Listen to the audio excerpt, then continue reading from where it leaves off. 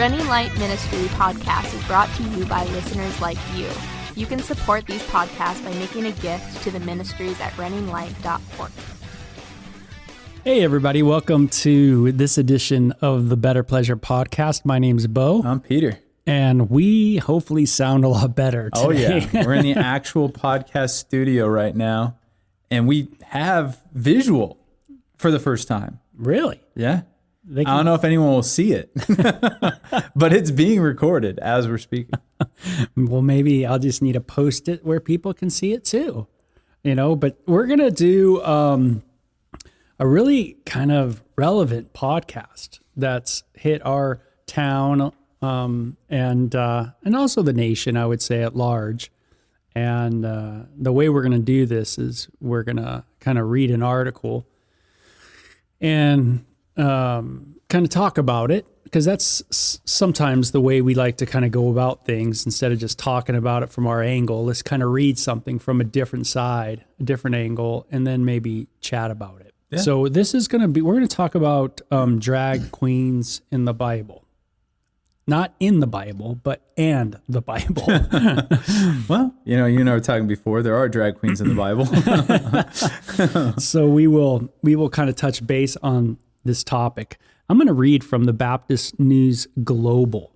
And so that's where I'm actually reading from. And this is an article published by Suzanne Shaw. And let me just read her credentials there. It says she is senior columnist for the Baptist News Global. Nice. And and she wrote a really good article. It's written well anyway, I think. September 14th, 2022. So fairly recent article about this. The reason why it's something that we probably should talk about is it is, as I mentioned, come to our town. This is something that is happening in our town really soon. Mm-hmm. And on Sunday in the morning, before services even started, there was a gentleman that came right up to me and said, "Have you heard, what's happening at this place? And this is what they're doing, and this is what they've allowed, and blah, blah, blah, blah, blah." And he was just fiery, man. He was just, he was angry. And I tried to kind of talk him off the mountain, and just say, because he was ready to charge downhill, with his sword and staff and take on the enemy, so to speak. And I just reminded him, of, hey, how we got saved. And, me and him both come from pretty interesting backgrounds, and I knew his background a little bit. And maybe just start praying, for people and that kind of thing. And I, didn't squash his passion, because I think it was focused on the right object, meaning he was focused on the children, and that really bothered him, of what goes on with children today. And that would be like a distinction and why this is coming to prominence, because I remember even as a kid, the concept of drag queens was pretty well known. The idea that there were drag queens around and that they had drag shows, that was pretty well known and understood. I think what people are worried about today is not the existence of drag shows, but the number one, the proliferation of it, that is becoming more and more mainstream and popular. And secondly, the exposure to children. I think that's really what's piqued people up. So there are many things in society, and me and Beau talk about this a lot, where it's like necessary evils. So there have been Christians throughout the ages, like guys like St. Augustine or Thomas Aquinas, that took an institution like prostitution, for instance. And while they condemned it, they said, obviously, this is a bad thing, but is it right for a Christian to legislate that away, to make it illegal? Or is it a necessary evil that society has to put up with, because this is what the hearts of men desire? And someone who is not professing to be a Christian, is it feasible, or is it tenable for someone who doesn't know God, doesn't know Christ, to discipline themselves into this level of sexual morality? And some Christians said yes, and some Christians said no. Some Christians would basically say, no, it's not reasonable for me to expect a normal average person who doesn't know Jesus is Lord to discipline their sexual morality, to be monogamous to one woman, and to not partake in sex work. So again, they're not making it a moral statement, but they're making it a political one. Should we legislate this particular aspect of our morality? But one thing that they were always kind of harping on is exposure to children. And so me and Beau have talked about this a lot, because there are some Christians who are saying, like, we should just outlaw pornography. We should just get rid of it. And while me and Beau have never said that pornography is a good, we've never said like it's a super positive thing and we should allow it because of all it does for our country. But we've said perhaps it's a necessary evil. Perhaps it's something that we can regulate. Perhaps it's something that we can have stipulations upon, but maybe it's not a feasible thing to make it illegal. Yeah, to politically legislate and then be able to enforce laws against such a thing. Because what would that, if we gave an institution the ability to legislate internet access, like what kind of content someone can curate, produce, and post, what kind of power would they have, and what would that mean if they were to aim that against us? Right. That's the fear. So it's not that we're saying it's a good, but we're saying perhaps the cure might be a little worse than the disease. And if you go back in our podcast, I don't want to say that we've been pretty prophetic, but I would say we've been pretty rock on. We've been solid. We've been on target, meaning the fancy word is prescient. Yeah, we have made it, I think, pretty clear that the flip side of the Christians' move to ban things like pornography is going to result in a First Amendment issue, right? And it's one that was seen all throughout United States court cases over the last 60 or so years. But there would be in the wrong hands, meaning if we take the First Amendment, we put it into the wrong hands, then we're going to see a lot of banning of different things. Right. That us Christians might not like that it's being banned. Right. And sure enough, what are we having today? A lot of things that have been banned. What's been deemed misinformation by the hegemonic structure. Right. And this, no doubt, is something that we saw a while back, years ago, that, you just put this kind of power into the wrong hands. Yeah. And man, they'll ban stuff. Right. But then now they might ban something you like. Exactly. And that's one of the principles of the First Amendment in the United States is it's not that you're going to like all speech, but it's that if you give an institution the ability to regulate speech, you might be limiting the capacity of people to have freedom. Yeah. Now, in one regulation that we've always supported, though, and we've talked about a lot openly on the show, is we don't like the accessibility of porn, especially to minors. Yeah, that's why we talk about regulation. That's right. And so when it comes to this issue, we're in a similar quandary of, are we proposing a ban on drag queen performances? And I think, speaking personally, I would say, no, I'm not for that kind of a ban. I don't believe that would be a good thing to do, to push for. And I could give several reasons. But do I think it's a good idea to create some sort of legislation that would ban a parent from bringing their child to it? Now, that's where we get into really sticky areas. Because, again, you would say if you put a ban like that from the government, then you're also giving the government some sort of a leeway in telling you how to parent. And how much power are you willing to give the government? Because the government already has some leeway there. For instance, if I were to try to take my daughter to get a tattoo, even if both me and my wife sign off on it, that's still considered child abuse, and we could get fined or possibly put in jail for doing that. Which sounds so weird. Which sounds weird, yeah. So my daughter's 2. So if I were like, hey, she really likes Ariel, as a princess, so I'm going to buy a tattoo gun, and I'm gonna slap an Ariel tattoo on her thigh, and she'll love it, man. She'll think it's the greatest thing ever. Put Ariel on her neck. Yeah, on her neck with the fin going up on her cheek, and she would think it's the coolest thing ever.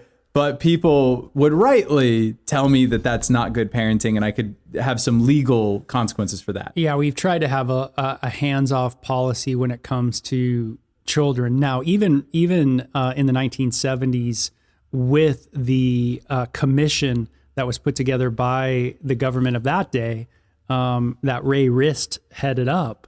And he wrote a book called The Pornography Controversy, which is really good. It's all the articles from the actual group that was put together by the government. And it's super neat to read the different articles. But the big takeaway was, you know what? We don't know really the effects of pornography on people. We really can't quantify it as a cause and effect relationship.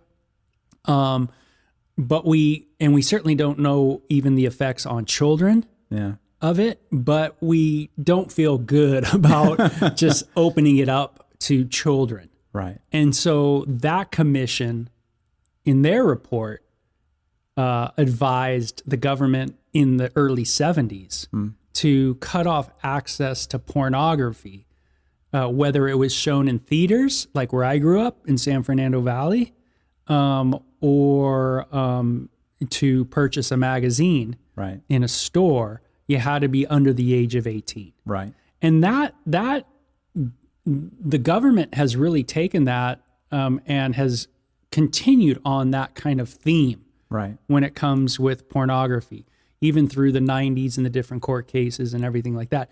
But the point is that there's been kind of a hands-off with children. Right. Like, we really don't know everything, so let's just not dink around too much with children. Right. Let's try to keep it more as in a sense neutral, maybe, as possible, the child, and then as they get older, of course, as they grow into adulthood, they can make decisions, of what they want to watch or what they want to do. And that kind of throws into this interesting thing. I was telling Beau, I was reading this. So on A Reason for Hope, the other show that I do, me and Sean are going through some of the various thinkers that have led to our current cultural moment. And a guy I'm reading right now is Sigmund Freud. And he wrote 3 essays on sexuality that is really disturbing. It's very disturbing. So this is in the 1800s that he's writing this.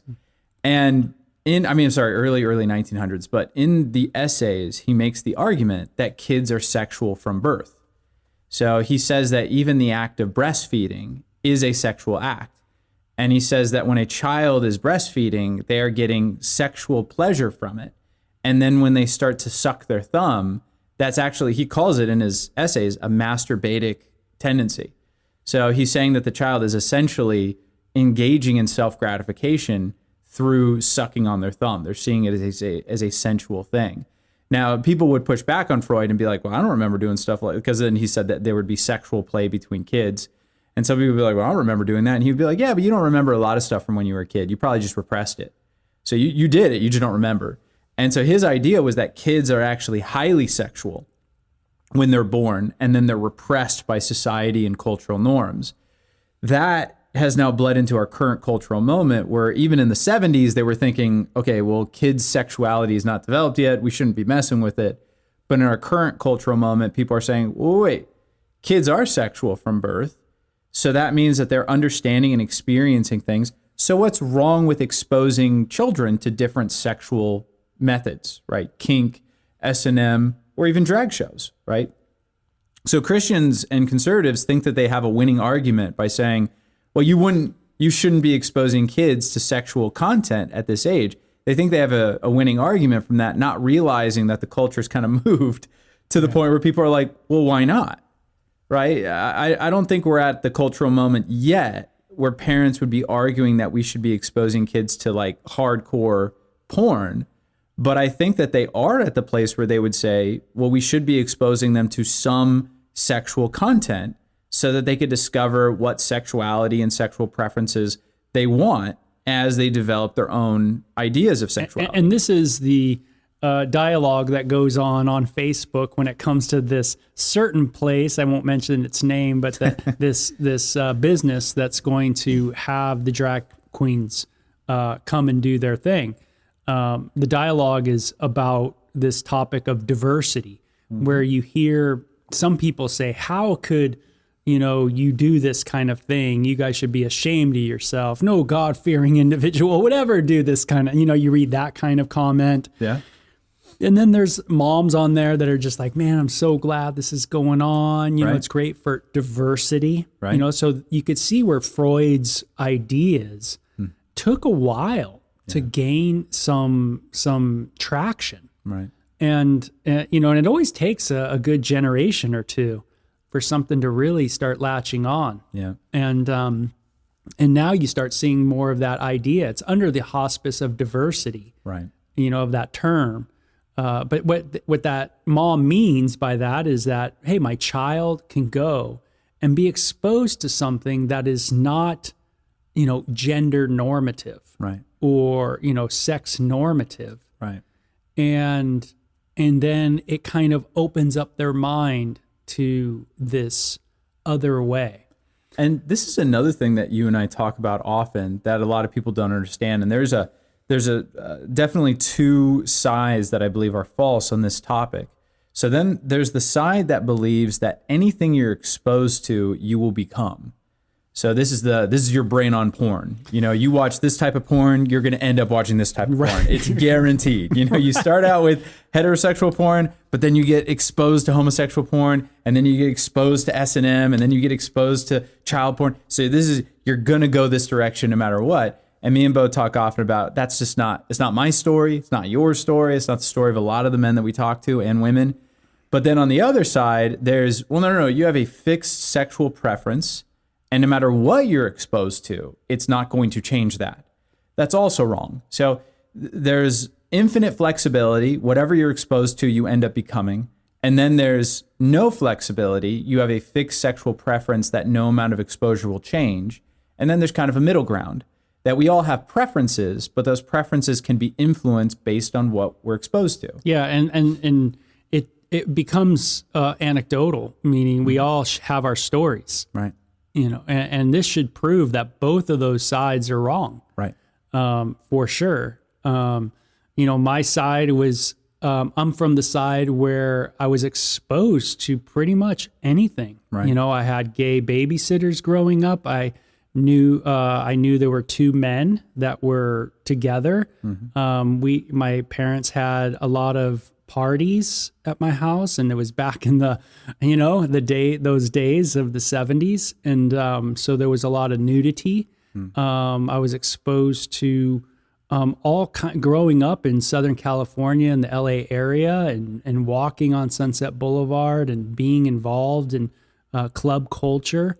Drag queens were super normative. I mean, it wasn't odd to see a man dressed up as a woman. Right. That wasn't a shock when I was a teenager. And so, you would think like, well, everything's there for me. Right. But I didn't go in everything's direction. Right. There was a certain way that I went, and different choices that I made. Ultimately, my choices had not to do with the value of pleasure that I could get from someone. That's not what my ultimate choice was dependent on. That makes sense. Yeah. It was based more on, my conversion to Christianity and what God says, right, and how to submit my life to God's ways, right, and that isn't easy, and it hasn't been easy, right, in my life, and it's still not easy in my life. I right, still have to think about it all the time, right. But this is a decision that I made. Right. And so, I had a lot of flexibility, but obviously I made decisions. Right. But everybody's got a story. Some people have been raised in a very, quote, cisgendered, monogamous, world their whole life, where they didn't ever hung out with gay people, or they never hung out with any trans people or drag queens or anything. And then lo and behold, yeah, they get older and boom, it does it. Something happens and they switch. So, again, a lot of people who are fighting this like really vehemently. So we'll talk about, again, the two categories. The people who are fighting against it their view is if kids are exposed to it, this is their future. Mm-hmm. And then on the other side, you have people saying kids need to be exposed to it because maybe this is a part of their nature. So again, in their view, kids have a very fixed sexual preference, but they need to discover that through exposure. But they don't think that the exposure is actually going to change their child. It'll just free them up to explore what they already like. That's the more liberal side. Yeah. What we're suggesting is that human beings are kind of in the middle. We have a nature that we inherit from God that desires the good, but then we have a nature that we inherit from the fallen nature of Adam that desires to rebel against God. But within that, there's a lot of flexibilities. There's innate preferences that we all have that are influenced by the things that we're exposed to, but it's not infinitely changeable or malleable. So in other words, as Beau said, there are people who will be exposed to bad stuff that will still choose the good stuff, even if they don't become Christians. Some people will grow up in like really dysfunctional homes with all sorts of crazy stuff going on, and they'll still choose to have a monogamous life sexually. And they won't even see that as a religious decision. They'll just see it as, this is what I want to do. You know, I'm a man, I'm attracted to women, so I'm going to do. And on the flip side, there are people who are exposed to all the right examples, and they still choose the other way. So it is something that we need to approach with a little bit of flexibility in our own perspective.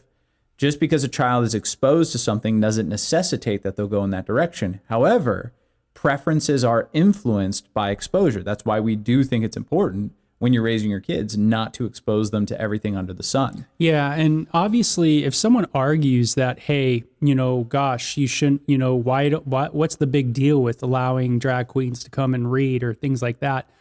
We have to ask, is there anything wrong with anyone reading to children? Meaning, is there anything that we can look at and go, that's wrong? Right. Because if you do say, well, yeah, there is something that I think is wrong, well, then you're doing what the conservative person's doing. Yeah. So and I was raised super liberal. So, and believe me, my brain still goes there a lot, where you go, oh yeah, like what's wrong with it? Those conservatives, they're so strict. They're so, well, to me, in my liberal mindset, there's things that would be wrong. Right. And so like flip it. What if it was like KKK story hour? Right. Right. What if it's KKK story hour? And you have a dude with a hood, right, but he's just reading Hansel and Gretel. Yeah. He's not doing anything. He's not talking about his white supremacy. Yeah. Do people want Donald Trump to go into a kids area and read to kids? I bet you there's a lot of the population that would feel very uncomfortable with that. They would say no. They would say, I don't think that's a good idea. Right. I don't like that kind of exposure to kids to this man. Right. For this reason. Right. Whatever. Even when we just look at sexuality, there's issues that we probably could all agree on.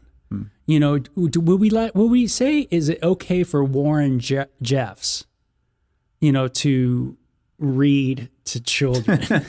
Which he would love. But those of you guys who don't know, he's the head of the FLDS who's in prison right now, who had 40 child brides? 56. 56 wives. 56 wives, and some of them were children, young girls. So that's what we're talking about. Is someone like that? Brigham Young had 55. Right. So wives. Warren Jeffs had to one-up him. He one-upped him, all right. He one-upped him. That's true. It's like in your face, Brigham Young, yeah. Yeah, so there are people that we would probably all go, hey, no, that's probably not a good idea. Right. And why? Maybe we wouldn't want children exposed to a gentleman who is a known pedophilia guy, a pedophile, right? And this is, this is another thing that parents have a lot of power and influence on their kids.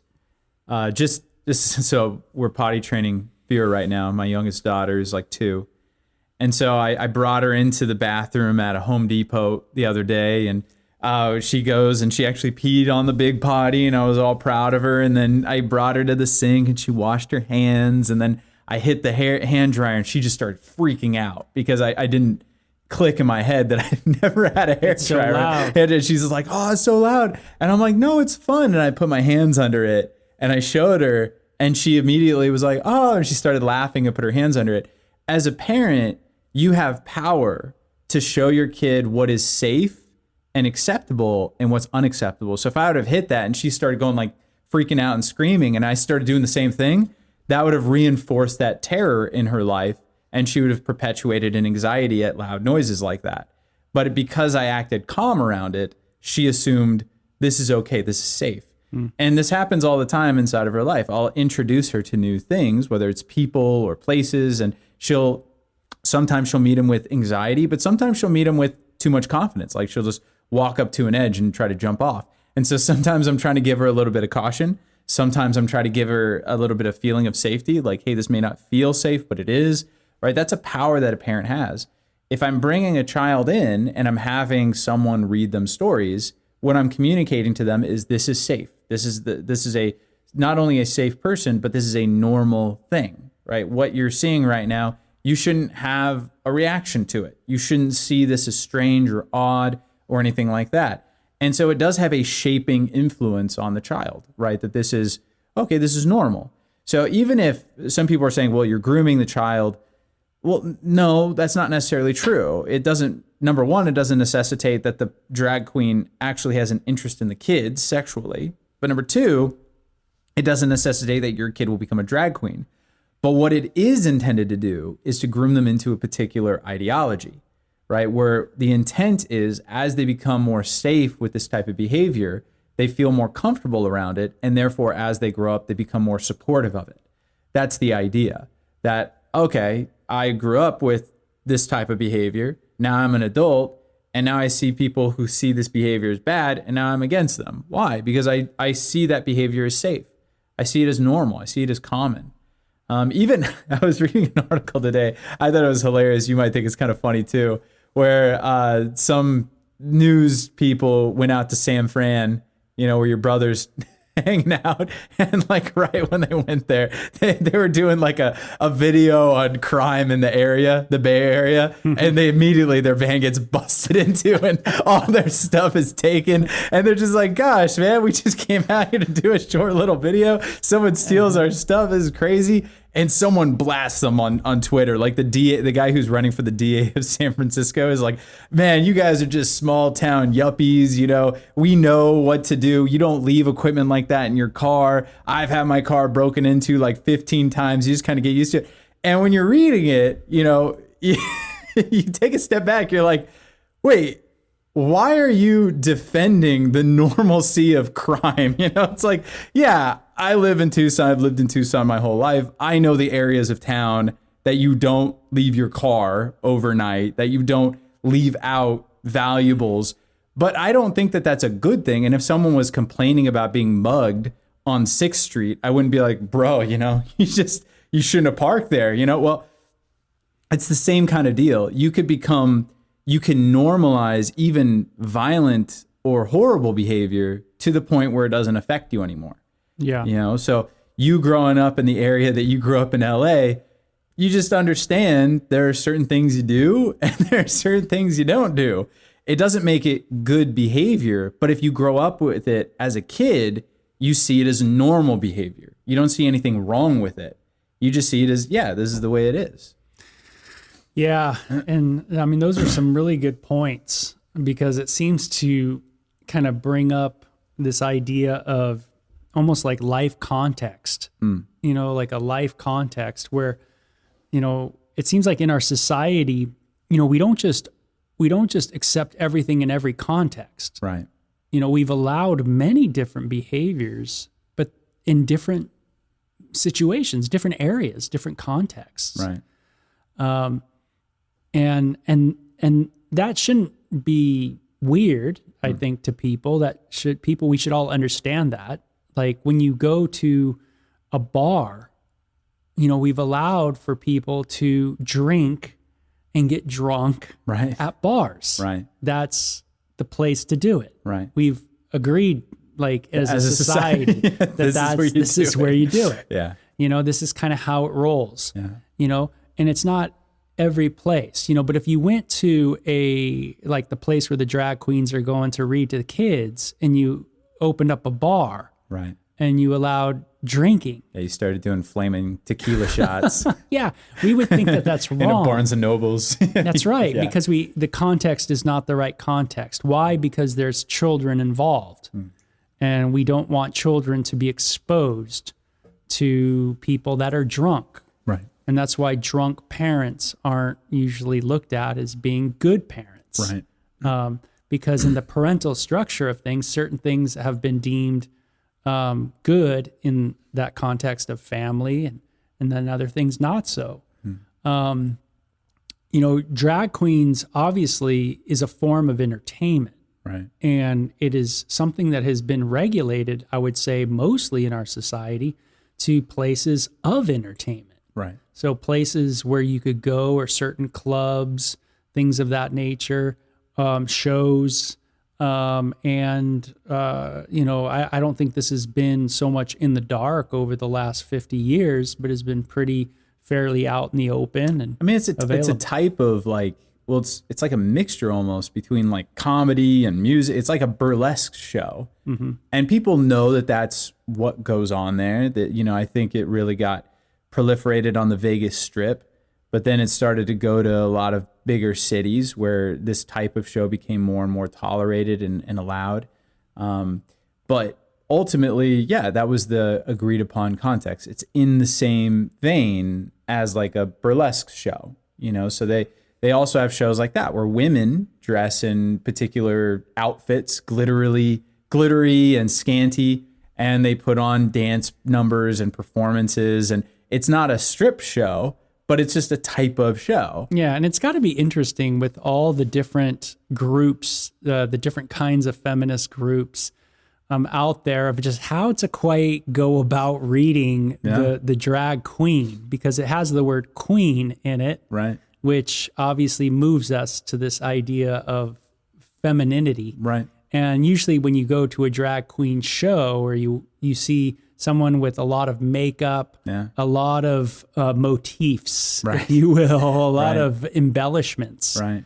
Everything tends to be very caricature-ish. That's why a lot of people have called them woman face, right? So some women are very offended. Some feminists are very offended by the drag queen shows, because they would say, well, it would be similar to me and you putting on like black makeup and going out and doing like jazz routines and being generically, stereotypically black. Mm-hmm. People would see that as offensive, because that would be the joke. The joke is we're being stereotypically a race that we're not, and we're showing the strangeness of that culture through our caricature. That's essentially what the drag show is. It's taking femininity and it's being put on by men, right? People who are not women. And they're taking like a caricature of womanhood, and they're presenting it. And it's almost like a joke, right? You go to these shows and they're not serious. They're supposed to be funny. They're almost satirical in the way that they are. But they are also highly sexual, right? So it's a very interesting dynamic for sure. But Christians and conservatives, people who have moral qualms with the show, are not the only ones that are offended by it. Right. Different groups would be. I was kind of thinking too of, some people might say, well, hey, my kid watches TV. My little kid watches TV and cartoons, and they're not much different than a drag queen looks, they're very embellished and very, over the top, if you will, in the way that they're designed.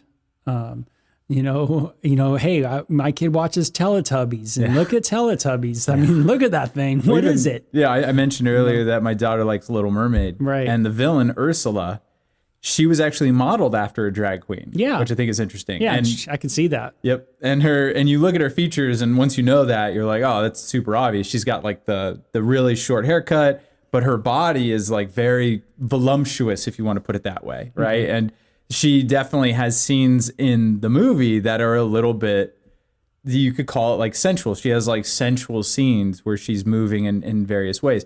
So, yeah, absolutely. And when that movie came out, there were a lot of parents that were disturbed by that. They would say, is this right to expose my kid to this type of behavior? To this type of thing, to the Disney thing.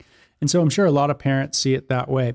Another thing I want to get into, if we just kind of turn the page a little bit, is the idea of sometimes a conservative will argue, well, you know what, it's just the land, everybody doing what is right in their own eye, as the book of Judges talks about.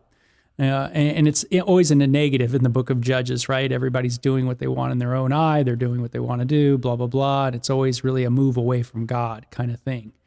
But I'd love to get your thoughts on this too. But, what about the argument of like that we've brought up just in passing at the beginning of like, hey, well, a lot of these people don't claim to be born again. Right. And they're bringing their children to a place to go see something they think is diversified, that's what they're saying, right?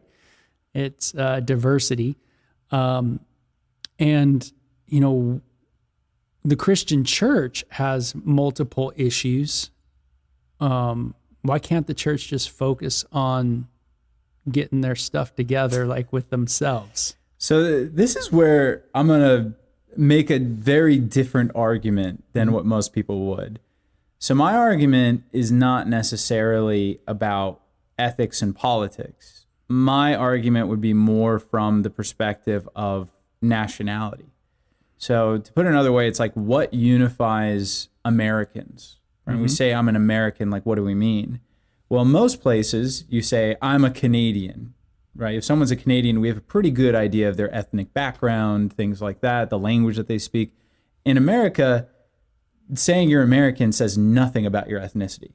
It says nothing about even where you're from, right? Being an American, you could be literally from anywhere. You could be first generation, second, third, fourth generation. I'm second generation. My mom's from Korea. My dad is, I don't know, probably he's been here since the Mayflower or whatever, he's super white, but we have this diversity within our family. So it's not ethnicity that's joining us.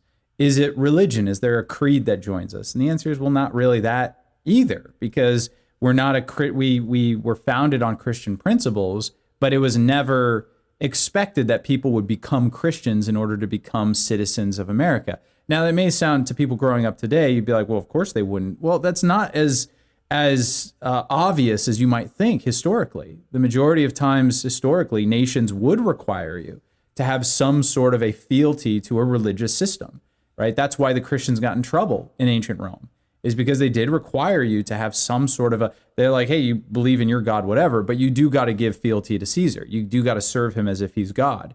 And the Christians refuse to do that. So the modern day conception that there is no creed, there is no religious creed that unifies the country that people at least have to give obeisance to, that's new, right? That's something that even our founders didn't expect people to do. That's why it's one nation under God. That's why God language is put throughout the Constitution and the Declaration of Independence, as well as the Bill of Rights. So when you look at our country today, if we're not unified by ethnicity, we're not unified by any type of religious creed, well, what does unify us? We'd be like, well, the founding principles. Well, there's a lot of people today, including people in high levels of government, that don't like the founding principles, that are trying to destroy them. So that's not what's unifying us. So the answer is geography. That's literally it. It's we share a landmass towards one another. The problem is that the more we start moving to this idea of you could just believe whatever you want, you're moving into a culture that has no unifying principle whatsoever other than landmass. We share a landmass. And that's not a durable structure. And that's what actually the book of Judges shows us. That Israel just having a landmass and saying, well, we're Israelites, or even having an ethnicity wasn't enough to unify them. And the whole point of the book is you get to the end of it and they have a civil war with one of the tribes because the ethics and morality of that tribe became so different than the others that they couldn't coexist anymore and they had to fight one another, right? So a country can't last. Forget about what's right versus what's wrong for a second here. A country cannot last if their principles and ethics are too different. There's no way. Could we really share a country with a bunch of people who believed in, let's say, Sharia law? What if there were states in our union who decided to institute Sharia law, and they had massively different ideals of what women should wear and how many wives a man could have, right? Would that be a sustainable union? And the answer is no. So if you're going to move to a position in America where it's kind of like, well, everyone could do what they want, that's okay. We don't have any religious ideas. We don't have anything that we're adhering to in a cultural sense or an ethical sense. It's just kind of whatever goes, goes. If that's your ideal, you don't have enough to unify a country. And that's why people are talking about the possibility of civil war. Some people look at it and be like, well, it's not like the issue is slavery. It doesn't have to be the issue of slavery. There just has to be enough ethical difference between me and somebody else to say, what exactly are we sharing? When we say we're Americans, what are we sharing? What unifies us as citizens? And there doesn't really seem to be a whole lot anymore that unifies us together as a country. That's more my concern when it comes to this issue, is what exactly is going to be left of the union that we have if we keep pushing towards moral relativism, say. So even if you do have a large number of people who say like, hey, you guys, you Christians, you live how you want, we're going to live how we want. The difference between me and a secular progressive today is vastly wider than the difference between me and, let's say, a Cuban immigrant who has nothing, who has no idea about our national norms. And now, again, I'm not saying that the Cuban immigrant is more right than the secular progressive. I'm just saying I have more in common with that guy than with a secular progressive. That's problematic when it comes to what values are we voting on as a society and what kind of politics can be implemented to guide our morality. That it makes it almost an untenable position.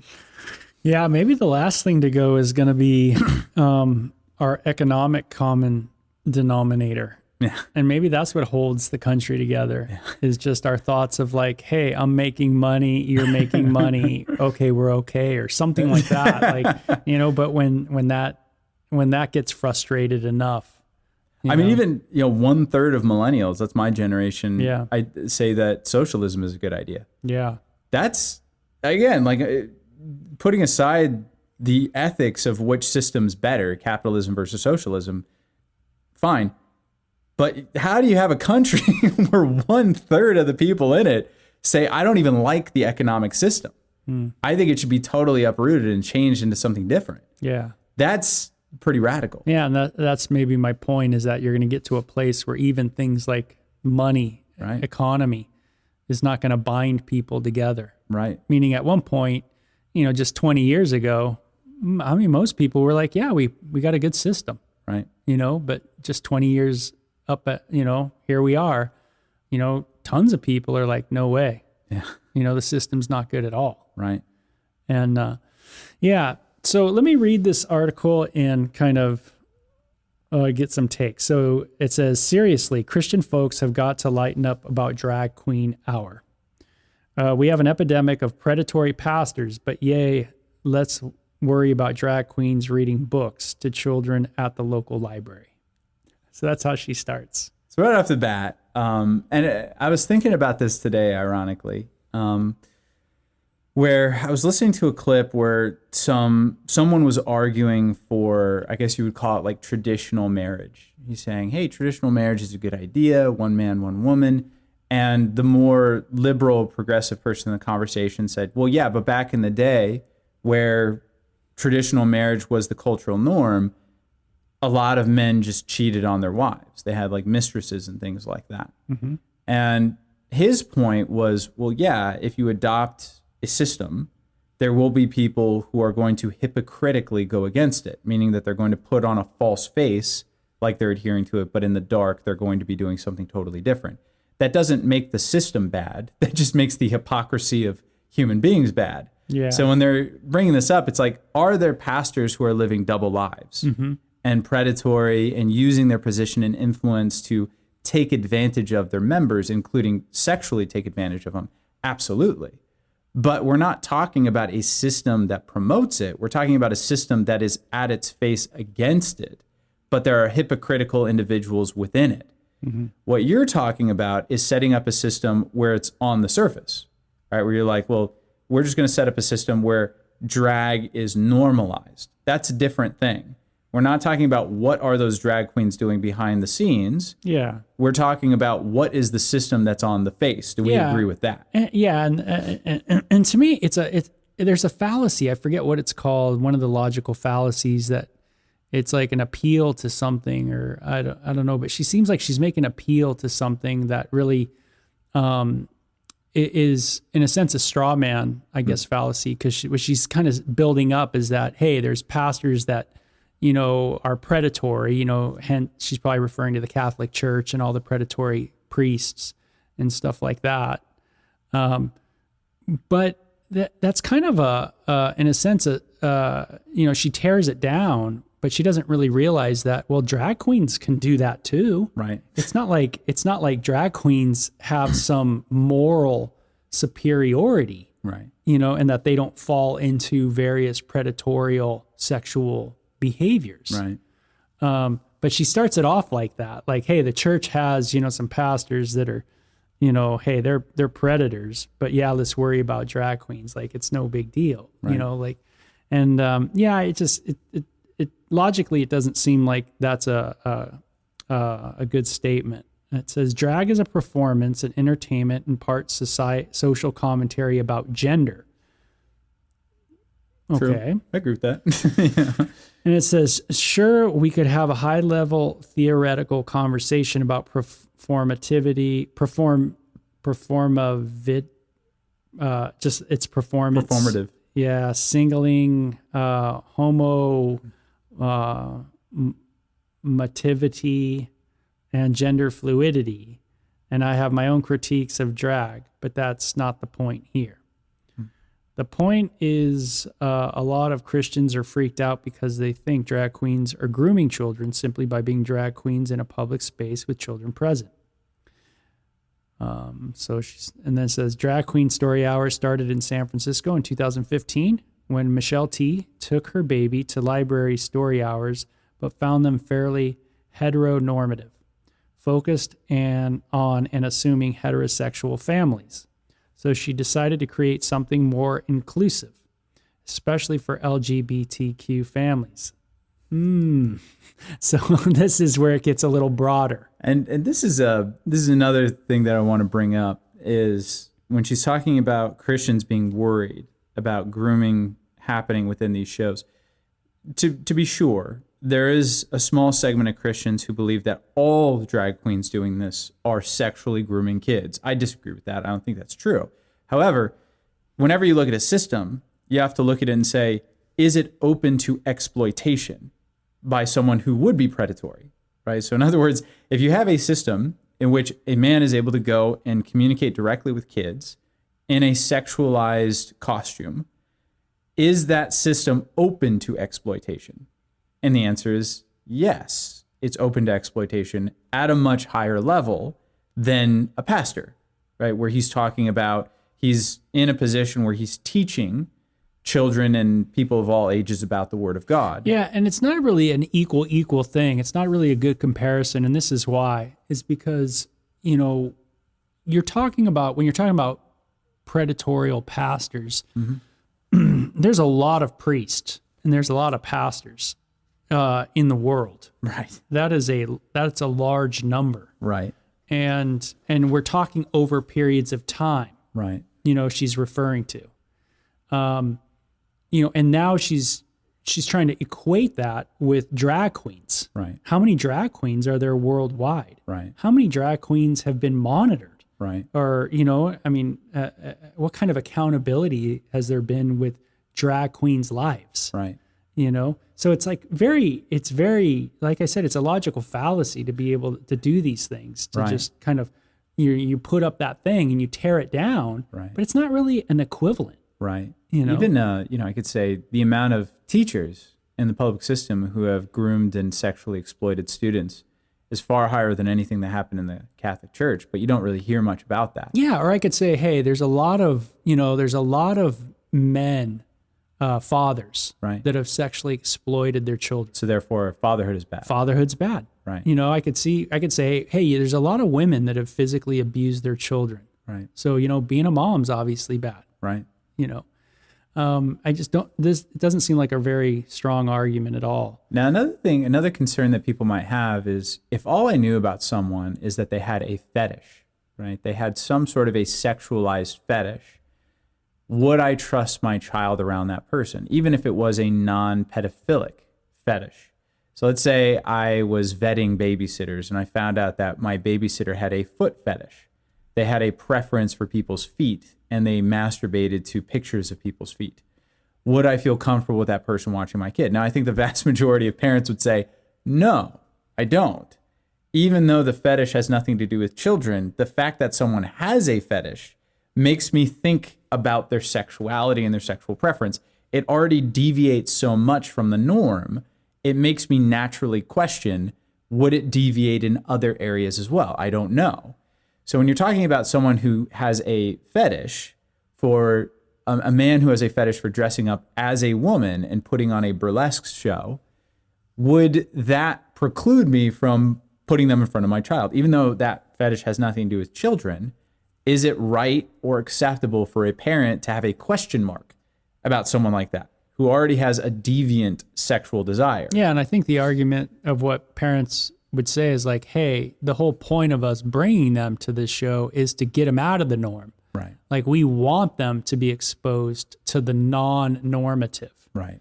And this is why, the LGBTQ, plus, Q, all that, families, that's why they're brought into the article. Right. And Michelle, this lady obviously was thinking like, hey, how can I want my kid to be exposed to lesbians, gay people, trans people, this community. Mm-hmm. And so they don't see it as a fetish per se. They see it as a new normative. Right. Right. And so if I can get my child exposed to that, and so I think I see where they're going with that, that idea. And it says, in Drag Queen Story Hour was born. The concept soon spread to libraries all over the country where it was well received by children and families who participated. Of course, not everyone was happy about drag queens reading to children.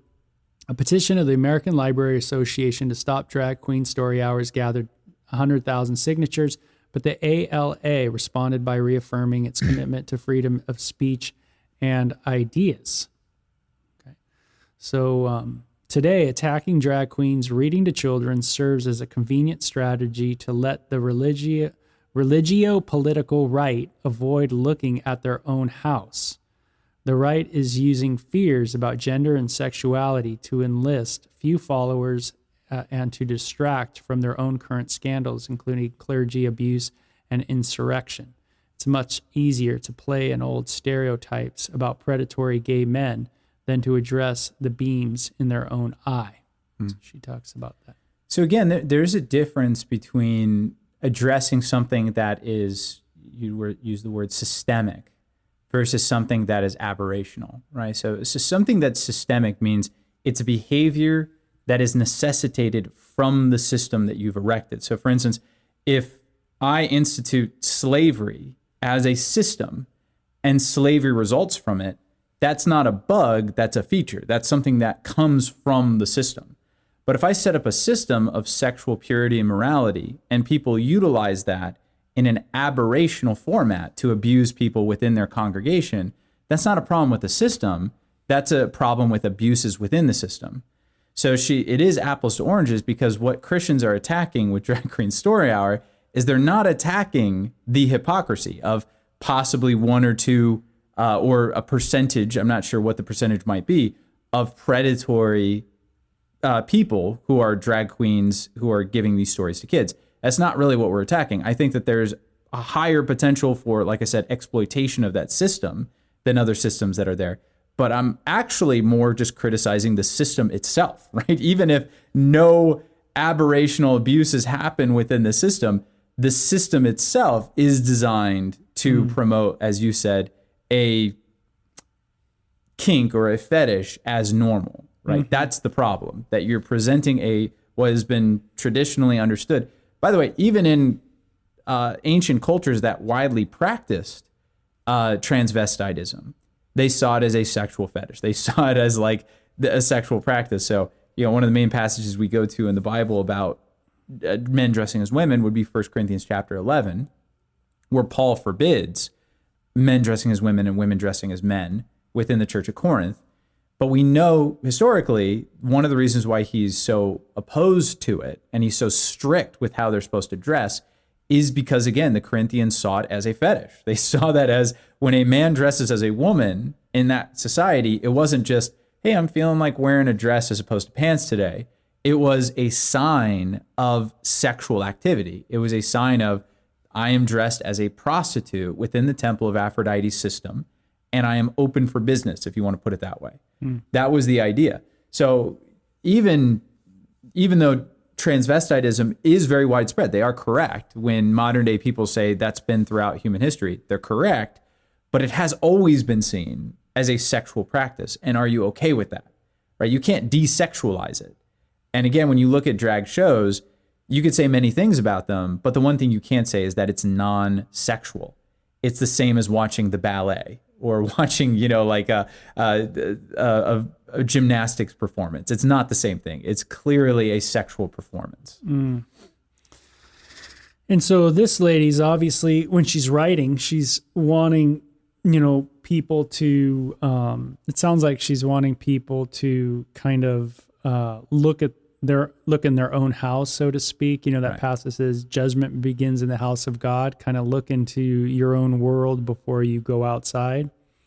So let's continue with it. It says, certainly sexuality is a component of drag. So she admits that. Many drag performers are gay men. Not all. Drag does suggest that queer sexuality is not deviant. Mm-hmm. Okay. That's not grooming. That's what she says. That's not grooming. And in fact, hearing the message early on may mean the children in the audience who grow up to be queer are better able to accept themselves and less likely to kill themselves. Although there does seem to be a sense among many of the right that it is better dead than queer. That's a sad statement. Mm-hmm. Some on the right even want an America where we execute queers. So her... that's a very extreme, I would imagine, view. This is, it is a logical fallacy. I can't remember what it's called, but it's essentially taking the most extreme members of a position and portraying all members as being a party to it. Right. So, like, for instance, there are people on the extreme left that would be okay with sexual grooming at a young age, right? We and you did a podcast on this about a year ago, where someone was promoting the idea of what he called minor attracted persons, pedophiles. But he said that we should destigmatize pedophilia and call them minor attracted persons. So there are people on the far left that are okay and promote sexual grooming of children. And again, that is something that has been practiced throughout human history, unfortunately. Now, that doesn't mean I could say that everybody on the left believes that way. It just means that there are extreme members of their position that think that way. In the same way, are there extreme members on the right, the Christian conservative right, that would be okay promoting the death penalty for homosexuals? Undoubtedly, right? Undoubtedly. What's the percentage within the movement? Very, very low, like frighteningly low. You're talking about going to the absolute excesses of the movement. And so it is a bait and switch tactic to try to promote your ideas as being pure and holy and good, and your opponents as being demonic and genocidal. Yeah, and I find it too interesting where she says sexuality is a component of drag. Right. Like, okay, Agreed. many drag performers are gay men, okay, but not all. And she says, drag does suggest that queer sexuality is not deviant, and then she said that's not grooming. Right. So then she makes a statement on it. Right. Like, but thing is the idea is, what is grooming? Right. Like, okay, so what do we groom? When we use the word groom, we're kind of using it very selective, it seems like. Like, for instance, I'm in a cisgendered, monogamous marriage. Am I grooming my child to be a cisgendered monogamous person? Right. Someone would say, well, yeah, you are. You're grooming them for that. Well, is that wrong? Right. Well, yeah, that's wrong. You need to put gay sex on for them so that they could see gay people too. Right. or you have to put polygamous sex so that they could see polygamous sex in action. Right. You have to expose them, though, to transgender lifestyle as well. So you need to watch so many movies on transgenderism when the child's 5. Right. Do you see how ridiculous this is sounding? And this is called the equivocation fallacy. It's where you take a word in one sense and you insist on its definition in all senses. Right. So it'd be kind of like if you and I were talking about, let's say, climate. And there are many different ways that people utilize the word. But what if I say, well, you're a climate change denier, right? And what I'm insisting upon is I'm insisting on a very particular definition of climate. I'm insisting that what we mean by climate is the weather as it's increasing in temperature over time. And so if you say, I disagree with that, I'm saying, well, you're a climate change denier. Now, what you could mean, though, is, well, I believe that the climate is always in flux. It is always getting hotter and colder, and there are various factors that contribute to it. By me insisting that you're a climate denier, I'm insisting on one definition, and I'm saying you're in denial of that. That's a fallacy. So in the same way, she's taking one narrow definition of grooming, that is sexual grooming, meaning an adult taking a child and grooming them for a sexual relationship with that specific adult, right? She's taking that one specific definition and saying that's what everybody means. But you've brought up the idea that grooming could be just preparing someone for a lifestyle.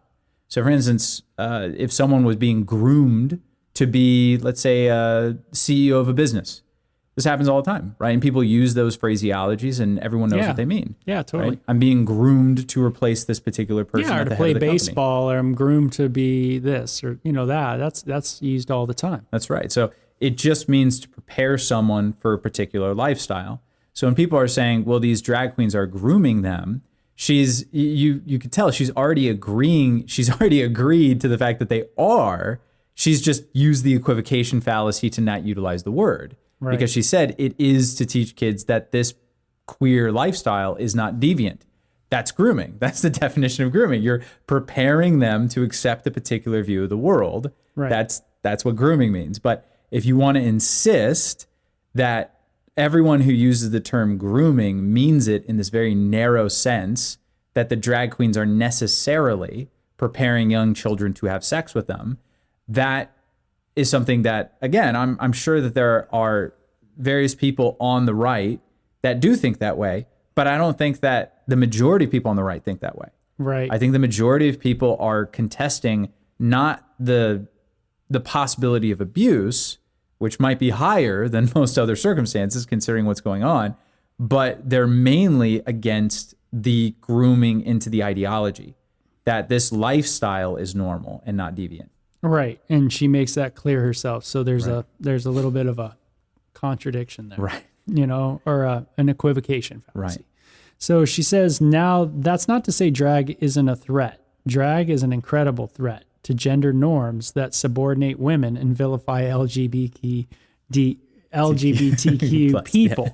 And that's what the right is really afraid of, that drag might cause people to rethink gender and sexuality, that they might further lose their grip on power over straight women and gender and sexual minorities. So she, in a sense, admits the grooming issue. It is grooming. In that paragraph. But it's good. Yeah. You're grooming them to something good, so it's good. That's right. Which the other side of it is, well, then obviously her argument's no different from the flip side argument. Right. They're both making the same argument of like grooming's bad, but it's just that their ideologies of the type of grooming or the ideologies are different. Right. And this is one of the things that you and I talk about a lot on this podcast, where a lot of Christians believe that the sexual preferences listed in the Bible are normal. And what we've said over and over again is, no, they are not. The sexual preferences listed in the Bible, the sexual commands, if you want to put it that way, the ethics, are not normal. No culture has adhered to them ever until the Judeo-Christian culture took over. The idea that one man should be sexually committed to one woman in a partnership, monogamously loving one another and committing to one another for life, is completely aberrational on the world scene. There was always an institution of marriage, but the idea is that I had to be sexually faithful to one woman. That's the unique quality that's within Judeo-Christian values. So a lot of Christians are uncomfortable using the language of, well, yeah, The reason why I'm against what you're doing is you're grooming my child into an ideology that I'm against. I want to groom my child into this particular ideology. They're afraid to use that language because they want to see the other side as being completely aberrational. What we're saying is, no, actually what you're doing is pretty normal in the world scene. The idea of having men dress as women in a sexual manner in front of kids, that was normal. That doesn't mean it's good. It just means that it's been normal historically throughout human history. I think that's something where maybe she's a little short-sighted in the sense that she's not understanding that there was a time where the world wasn't, in a sense, in this idea of one man, one woman for life. Right. That there's thousands and thousands and thousands of years where human beings were not even clued into this idea. Right. And that, people were, in a sense, groomed by their culture to have sex and to be sexualized in many different ways. Right. And so it's very interesting. And there's a lot we've talked about in other podcasts about this kind of idea that people don't understand. They call it like a post-Christian culture where they don't realize they're actually regressing back into a culture that was pre-Christianity. Right. We're not progressing. We're just regressing. Yeah. We're just going back to a pre-Christian culture where kids were already exposed to many things. Right. So this is nothing new. Right. And it was normal. It was normal. Right. And so, and it's not like the world was the greatest place back then. Not for women, especially not for women. Yeah. And not for children. Right. And not for children. And so another interesting thing, we've talked about this before. It was the bill that took a lot of fire from Florida, where they were saying that teachers were not allowed to give gender ideology to children underneath the age of 8, essentially. It was, I think, 2nd or 3rd grade that they could finally start talking about those things. And a lot of conservatives who were defending it, they were like, well, we're not saying that it's any sexual talk. We're saying it's all sexual talk, right? We're not going to talk about anything sexual to kids under the age of 8. And the point that I made is that's not true. I would have zero problems with a school reading a book in which a prince and princess fall in love, get married, and have kids. I would be absolutely opposed to a book in which a prince marries a prince and they engage in a sexual lifestyle, or a prince marries 6 princesses and a prince and have a polyamorous kind of fling inside of the castle. I would be very opposed to that book bringing it up again as a normalcy. Mm-hmm. That would be something I would oppose. So it's not just I am against any sexual talk before this particular age. It's no. I'm against I'm against certain sexual communications before a certain age, for sure, by and large. But I'm not against all sexual talk before a certain age, just a certain type, right? And in the same way, am I opposed to anybody reading stories to kids? No, but I am opposed to utilizing that platform to normalize a particular sexual behavior. That's what I'm opposed to. Mm-hmm. And that's why, again, it's the age that bothers me, not necessarily the concept of drag in and of itself, right? Should I expect people who don't know God to not dress in drag when that is kind of the norm throughout human history? Not really. I don't expect that. I don't expect the government to come down and say, no more, you're not allowed to do this. If a man dresses, we're going to go back to Leviticus. Mm-hmm. If a man dresses like a woman, we're to stone them. If a woman dresses like a man, that's it. I'm not for that, but I do have a problem with, again, the normalization of the behavior to children for that reason. And what's interesting is, her argument's the same. Yeah. I mean, they would argue that they don't want to see something, they want to see something normative to them. Right. And that's where the differences lie in these worldviews and in these ideologies. And this is where it becomes very difficult, right? And where people's anger can just boil on both sides. And again, this gets back to a point I made previously of, can you sustain a national identity when there's this much difference? Yeah. When one side says children are sexual, like let's say they go the whole hog and believe Freud altogether. Right. Children are sexual from the day that they're born, and therefore it's good to start showing children methodologies of sex throughout their childhood so that they could develop themselves sexually. And if you don't do that, by the way, Freud believed this way, but Kinsey and Alfred Kinsey took this up as well. And they believe that actually, if you're not exposing your kid to sexual stuff, you're repressing their sexuality and you've caused them great harm. So on one side of the token, you have people who believe that not exposing kids to this is damaging to them and repressing to their identity. She even mentions that they might commit suicide if they are someone who's predisposed to homosexuality but doesn't feel free to express that. That's, again, Freud's idea that if you repress a sexual identity, it becomes negative and it becomes to invert on your psyche, and it could lead to depressive and suicidal thoughts. But on the other side, you have a group of people that say, no, it's the opposite. You're not born sexual. Your sex drive, like many other things in your biology, is present from birth, but it develops over time, right? It becomes more and more applicable as you grow older, and then you go through puberty, and that's when the sex drive really hits. But it doesn't mean that there's no sex drive prior to that, right? I think that's also a fallacy. But it develops over time, and therefore there's a way that we're supposed to develop it. And I believe that there is a way that you ought to develop it and express it.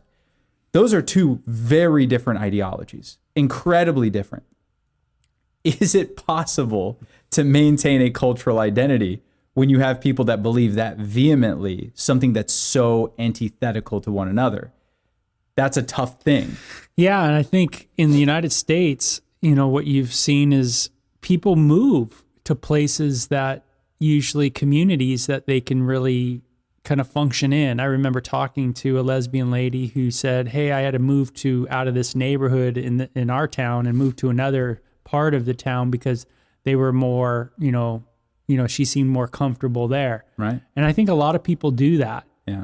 As they try to find a group, a society, a place where they can function, right? And do what they want to do, and that's what we see in like big cities like San Francisco. That's right. And that's why, again, the founders did set up a federalist system in which you have the balance between state and federal powers. So they created an incredibly weak federal government, but very powerful state governments for this very reason. You don't see this type of dispersion of power in many other countries, and it's because they understood that. We're a melting pot. We have very different cultures and identities coming in.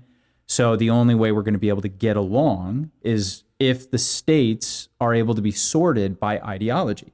So you move to San Francisco, you're getting a particular culture. You move to Texas, you're getting a different culture. You move to New York, you're getting a different culture. And that's how people should move. The reason why I'm saying that, is it a tenable thing to continue long term, is we're now looking at the federal government to top down enforce our ideologies on one another. So is it tenable for that country to subsist? And I don't think it is, right? I don't think that's possible when you have both parties reaching for the federal gun and trying to aim it at the other person, right? This is not going to work. And again, in her ideology, if that's what you really were teaching, that you said, okay, we have these massively different beliefs about what sexuality is, how it ought to develop, things like that. So you know what? You guys have your communities, you have your beliefs, you stay over there. We have our communities, we have our beliefs, we're going to stay over here, and neither the twain should meet, right? But that's not what she's saying. She's saying it's okay to, I guess you could call it proselytize, right? Mm-hmm. It's okay for you to go into other communities and promote your ideology in a public forum to children specifically. So it'd be very similar if I, as a pastor, did a story hour. What if there was a pastor's story hour? Everyone would know what I'm doing, right? So if I went to a local bookstore and said, hey, I'm a local pastor and I'm going to read you guys Hansel and Gretel or Cinderella or something like that, everyone would know the reason why you're in there is because you want to proselytize. You want to teach kids about yourself, make them more comfortable with Christianity, and potentially convert families into your belief system. And I would say, absolutely, that's what I'm trying to do. I'm called to evangelize. I'm called to share my faith. They're doing the same thing, right? It's an evangelism of their ideas. It reminds me so much of growing up, growing up secular progressive and hearing that side, of course, all my grow up years. And then, coming into the church later on in my years, or late teenage years, it's funny. It's like I heard the same arguments almost from different perspectives. The same almost exact things verbatim, just different ideologies, but notice her theology. This is what I find very interesting, and then we can end. Yeah. It says, children themselves are exploring gender. Think how many little boys want to wear a princess costume before social constraints shame them from doing so. Lots of little girls who want to be pirates and play baseball. Drag queens might help them think that's okay.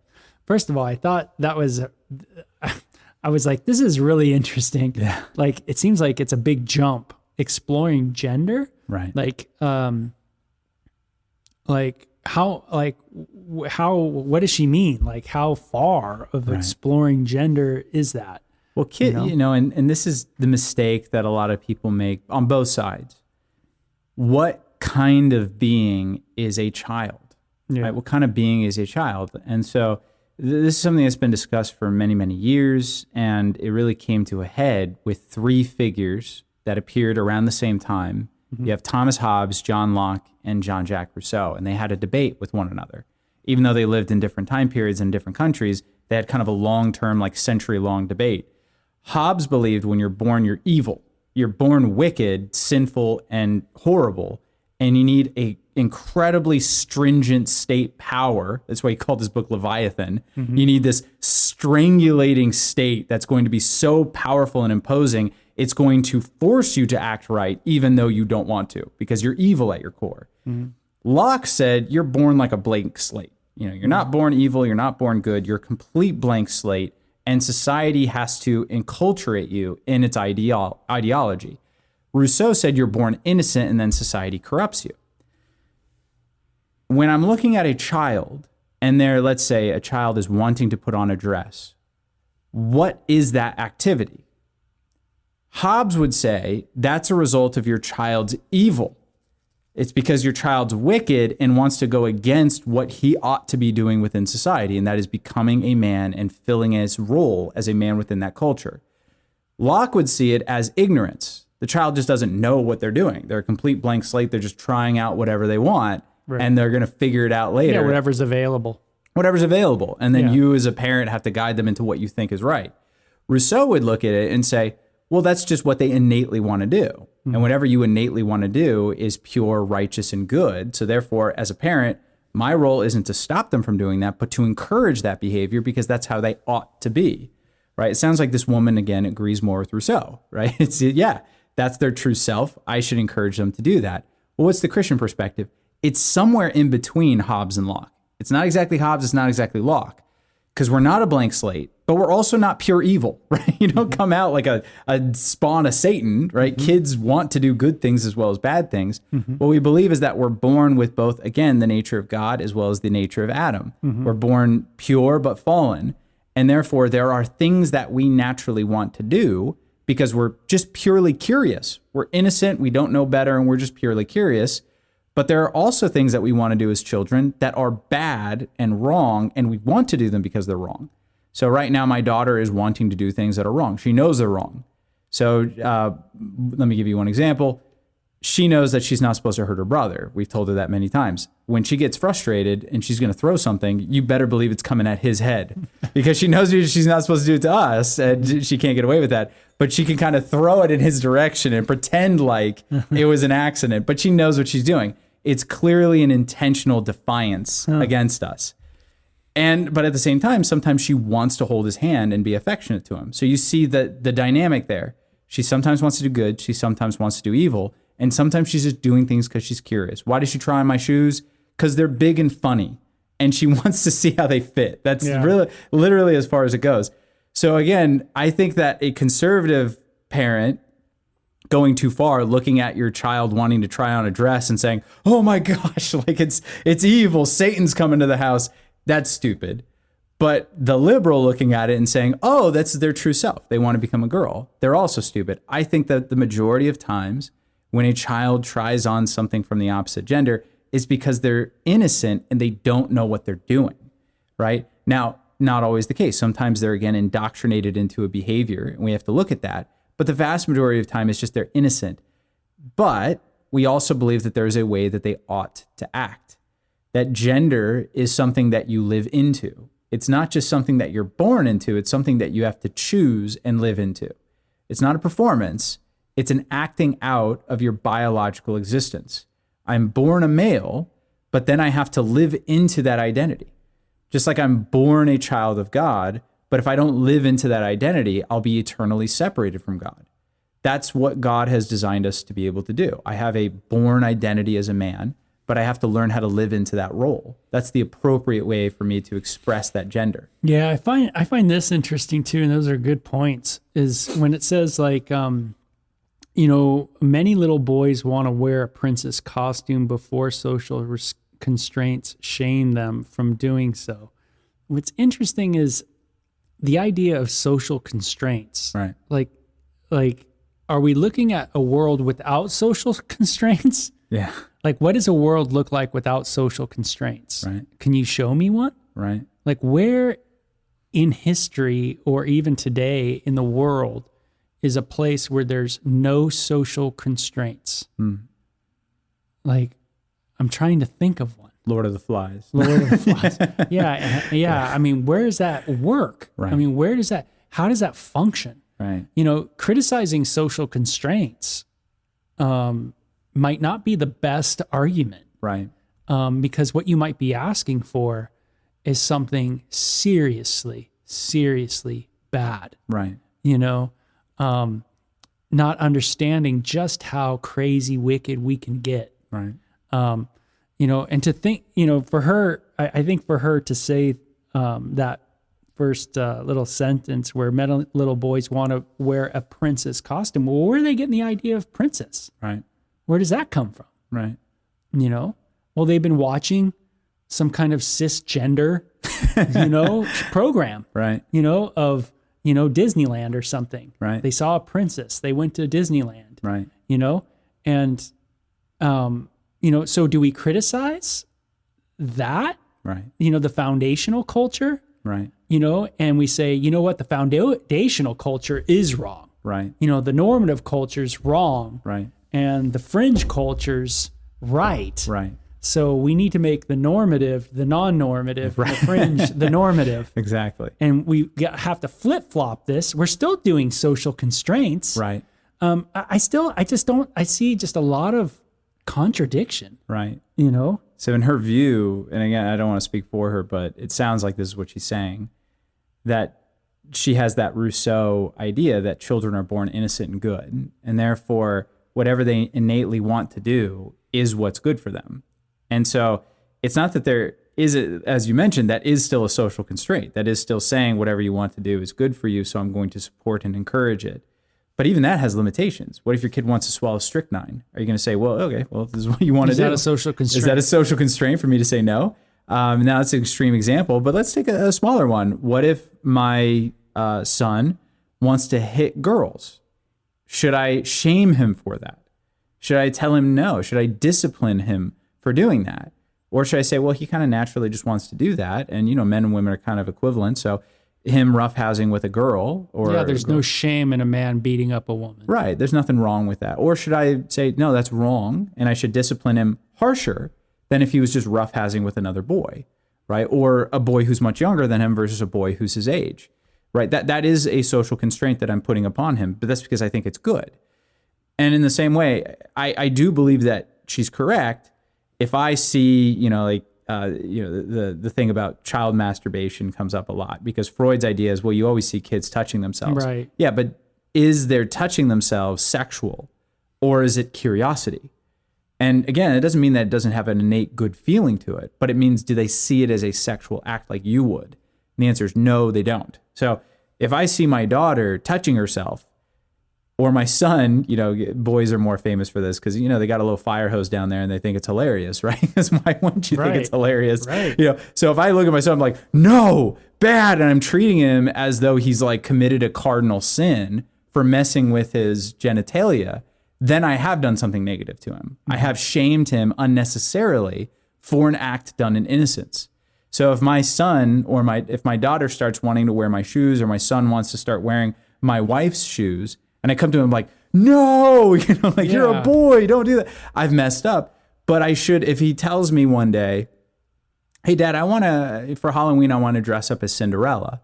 If I tell him one day, well, Cinderella's a girl and you're a boy.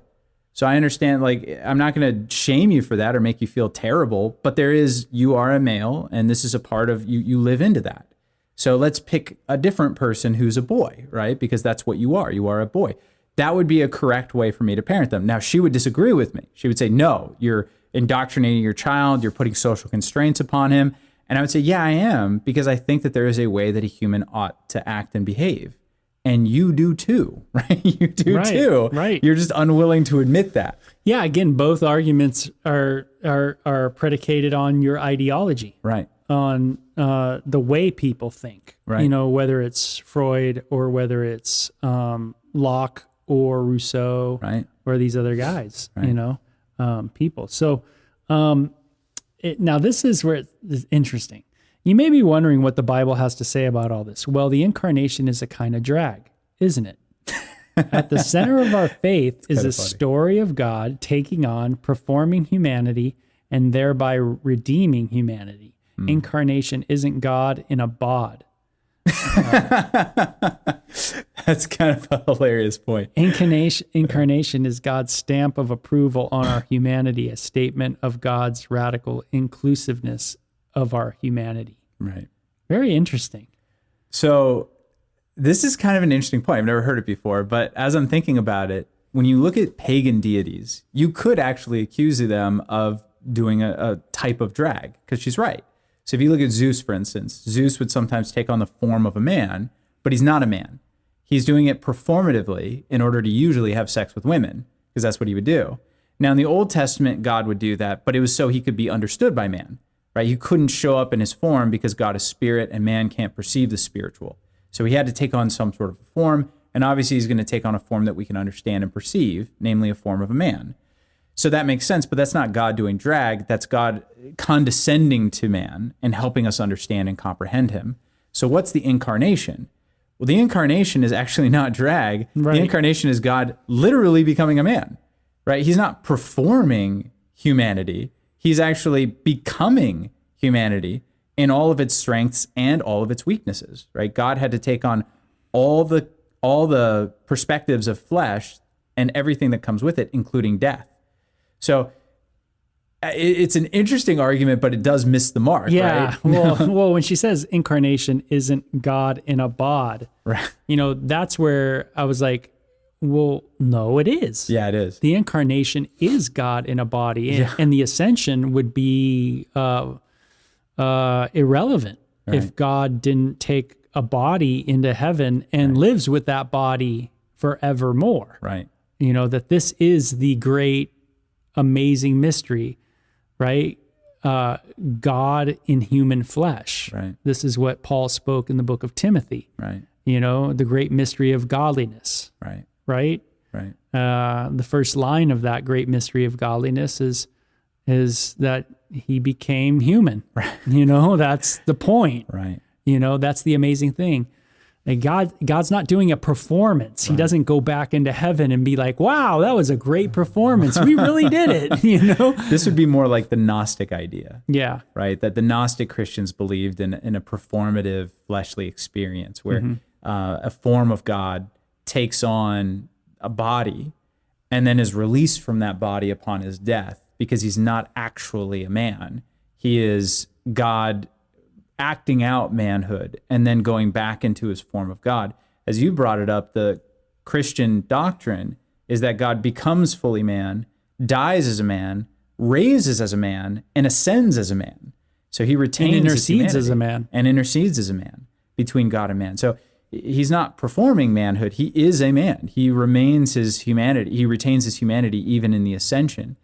And again, so like a drag queen, to put on a wig and an outfit, and they take on the appearance of a woman, but then they go back to being a man. Yeah. So that is the opposite of what God did in the incarnation. It's completely different, right? Yeah, and there's a lot to get into there theologically, and maybe how her theology has affected her just the way she writes and the way she thinks. Because if you think God's, if you think, God, if you take the scriptures at face value and you go, yeah, God became a man and he ascended as a man, and he now intercedes. It says he lives to intercede for us before the Father. That God as the Son is the human being, is the all God, all human Jesus. Then humanity, there is a special place for humanity, and there's a special place for male and female. And that really throws a monkey wrench into your idea of the fluidity gender ideology. And that God is not fluid. That Jesus isn't fluid in heaven. He is not male and female. In his incarnation. And that he is specifically male. And took the form of a man. And this kind of so it's like her theology is definitely, has been affected either by her sociology or vice versa. Well, it's like we talked about in the last podcast. She does sound like a Gnostic, So in Gnosticism, in that kind of dualist mindset, the idea is that your soul is who you really are, and your body is just it's an appendage, essentially. It's something that you can discard and when you die. And so she does seem to think that the incarnation is in that same framework, that God is just taking on a body and then discarding it as a shell once he's done with it. And in the same way, if you think that way about your being, then you would say, well, then all gender is performative, You have a soul, which is the real you, and then you have a body that's not the real you, and your body cannot match your personality or your temperament, so you're free to change it or to change your performance of your gender role as you see fit. But from a Christian, we would say, well, no. Your body is an integral component to who you are, Your soul can't be extracted from your body in any real or lasting sense. We do in Christianity believe there will be a time frame where God will allow a separation between body and soul before the resurrection, but that will be remedied at the end of time. Paul in 2 Corinthians 5, he says, we don't want to be naked, but we want to be further clothed. In other words, we don't want our souls to be disembodied. We want our souls to have a better body. That's our desire as humanity. So your body is not something that you can discard like a shell. It is a part of who you are. And therefore, like I said, having a male body is a part and parcel of who I am in my spirit.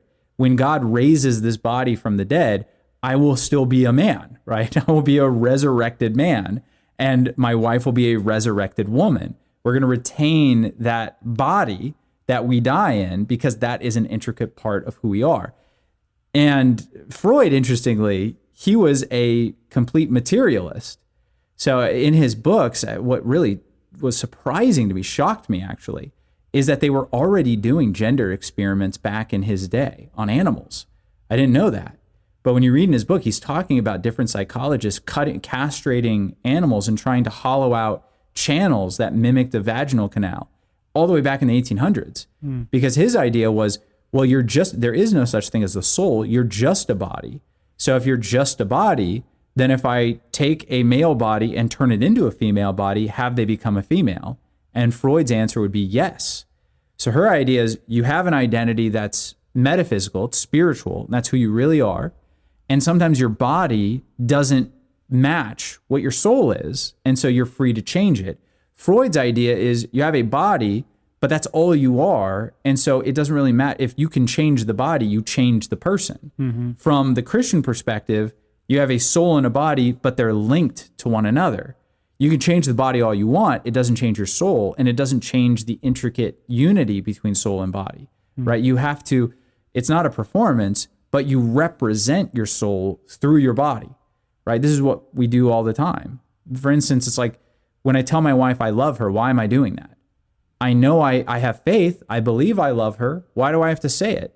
It's because my body has to act out. It has to represent my love verbally as well as through actions and performance, There is a way that I'm behaving that represents my mental or spiritual understanding of my love for her. And if I don't do that, people would say, well, then you don't love your wife, I'm like, well, I love her in my mind. Why do I have to tell her? Or why do I have to do anything to show her? You say, well, then you don't really love her. If it's not matching, if your body is not doing what your soul acknowledges, then it's not real. This is James' point. And a lot of times people miss this in James chapter 2. That's what he's saying. He's not saying that your body will always perfectly act out what your faith is. But he's saying that if your faith never manifests itself inside of your body, then it's not real faith at all, right? It's not real. Your body is a part, it's a component of your faith life. Right? So if I just say, well, I intellectually believe in Jesus, but then I don't do literally anything to demonstrate or represent that faith, is it real faith? And James would say, no, it's not. The body and the soul are intricately unified. You have to do both. To link up with that. So we're kind of wrapping up. A lot of people struggle with being angry with this kind of stuff that goes on. Me personally, I don't have any anger in me about it. Maybe it's because of my background and just growing up the way I did. It's hard for me to get angry at people that are drag queens, or if there's any inkling of anger, it would be maybe at maybe parents, maybe it would be maybe at parents, or maybe at the place that opens up their doors to it. No one in this conversation has asked the question of why isn't there a law in the books to prevent this in any state, even though this was the social norm. It's because there didn't need to be one. Right? Yeah. There didn't need to be a law in the books that prevented parents from doing something like this. They just never would. Yeah. So like you said, Beau, it's like, can we fix the politics? Yeah, but what's wrong with our society in which you would need a law like that to prevent that behavior? Yeah. How do you think, people, need to behave in this manner so that they really represent Christ and they don't get so tweaked, like the gentleman that I was kind of talking to early on, where I could tell he was just super angry, man. Right. And the Bible says the anger of man does not produce the righteousness of God. Yeah. Yeah, and I think that's a great passage, because what it's saying is that your anger, neither good or bad, because Psalm 4 verse 4 says, be angry and do not sin. But what it's saying is that your anger is never going to produce the righteousness of God. Like if you're being moved solely by your anger and your frustration, you're not going to make things better. You're probably going to make things worse, right? You're not going to create social harmony. You're going to create more social disunity and disharmony. So again, it's not that it's bad to be angry. I think that someone ought to be angry at this, right? And there are many different sources that their anger can attach to. But if you're being moved and motivated only by your anger, it's not coupled with anything else, you're definitely not going to be bringing about anything good or positive, right? If you're simply a reactionary, you're not going to actually build a vision of righteousness and goodness. You're just going to tear down the ugliness that's in front of you, right? And you might be creating something worse. So, being angry is good, but what do we do with the anger? Well, in Psalm 4 verse 4, it says, meditate on your bed and be silent. So there's an idea of who should I be angry at? And do I trust in the laws and the goodness of God to deal with these people as they need to be? So like you said, a good source of my anger would be the parents that are bringing their kids there. Could be at the drag queens. It could be at the behavior that they're exhibiting towards these children. It could be at the politicians who are supporting it. But am I going before God and giving the right to judge these people to him, as opposed to seeking vengeance in my own hands? That would be the negative that can produce within people of, I'm going to get even with these people in order to show the fact that I disapprove of their behavior. Well, no. If I'm able to give the final right of judgment to God, then, and this is important, I will be able to utilize the means at my disposal to change the culture in the direction I want it to change without putting and staking my sanity upon its success or failure. So in other words, if I get riled up and I'm like, I can't believe this is happening, our country's going to hell, and I start fighting it, if I fail, well, then I have failed to accomplish the only thing that would have given me peace. Right. But if I've entrusted justice to God, then I can fight this thing with all that I have. But if I fail, right, if it doesn't come to fruition, I still believe there's a God in heaven that will judge the unrighteous, right? He's going to do what he needs to do. And he's going to deliver judgment both to our nation, by the way, and to the individual. once you understand and believe that, it's like, well, I don't want my nation to be judged. I want my nation to repent.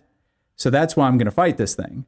However, if my nation doesn't repent and it keeps going in the direction it's going and it becomes more and more godless, well, then God's going to deal with our nation. And he's going to deal with the individuals that are representing these ideals and pushing them away from godliness. And that might be, you know, the answer in 1 Peter chapter 3, I think you're mentioning. It might be 2, where, you know, Jesus was insulted, but did not insult in return, but committed himself to him who judges righteously when he was on the cross. He gave judgment to the Father. Maybe that's been some of the glue of why the nation has been able to go cohabitate for so long, is because there's a big part of the population that's able to commit ultimate judgment into another's hand. Right. And so you don't have to retaliate and seek vengeance and go after. Right. But, you know, as the society becomes more secular, and as people aren't able to commit things unto God because they've thrown out God, then they, you know, won't be able to do that passage, of course, at all. Right. You know, they won't believe in that passage. But when you have enough Christians around that believe that passage and strongly hold to it and say, hey, I need to commit myself to him who judges righteously. Right. Jesus did not retaliate, but he committed himself to the Father who is able to judge. Right. And if we can't do that, then we put ourselves in positions where we have to judge. Exactly. And we have to inflict the revenge or whatever we feel like we need to do, the justice. Right. We need to do that. Right. And that might be our greatest downfall.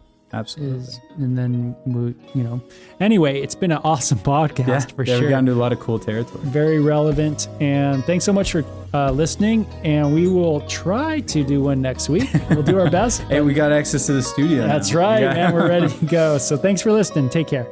Check out runninglight.org to begin our 2 video series, Take Flight and Love or Lust. You can also send us questions on Twitter at Running Light or on our runninglight.org podcast page. Like us on Facebook at Running Light Ministries. Psalm 36:8. They are abundantly satisfied with the fullness of your house, and you give them drink from the river of your pleasures.